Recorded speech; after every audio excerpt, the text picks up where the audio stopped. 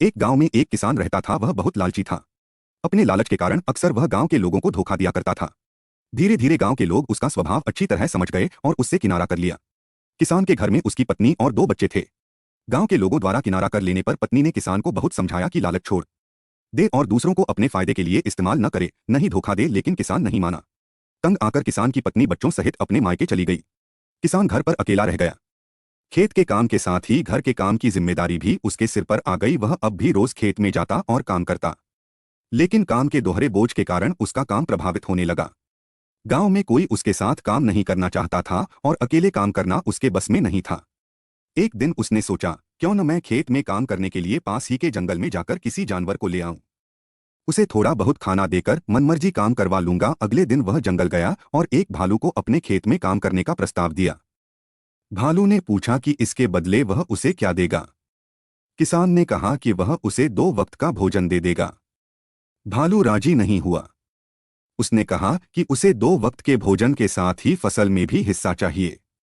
किसान ने सोचा कि अभी इसकी बात मान जाता हूं, बाद में कोई ऐसी तरकीब निकाल लूंगा कि इसे फसल में कोई हिस्सा न देना पड़े। उसने हामी भर दी। भालू उसके साथ खेत में चला आया। अगले दिन किसान ने भालू से कहा कि मैं इस बार जो फसल उगाऊंगा उसका आधा आधा हिस्सा दोनों आपस में बांट लेंगे। ऊपर का हिस्सा तुम ले लेना, मैं नीचे का हिस्सा ले लूंगा। भालू मान गया। किसान ने खेत में आलू उगाए। भालू दिन रात खेत में काम करता रहा। जब फसल हुई तो किसान ने जड़ में लगे सारे आलू ले लिए और भालू को ऊपर की पत्तियां दे दीं। भालू समझ गया कि किसान ने उसे मूर्ख बनाया है। वह नाराज होकर जंगल जाने लगा। तब किसान ने उसे बहलाकर रोकते हुए कहा कि अगली बार वह उसे नीचे का हिस्सा दे देगा। भालू मान गया और जंगल वापस नहीं गया। इस बार भी वह पूरी मेहनत से रात और दिन एक के करके काम करता रहा।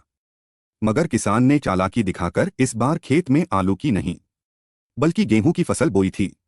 जब फसल कटाई का समय आया तो किसान ने सारे गेहूं ले लिए और भालू को जड़ दे दी। भालू बहुत नाराज हुआ कि किसान ने उसे दोबारा मूर्ख बनाया।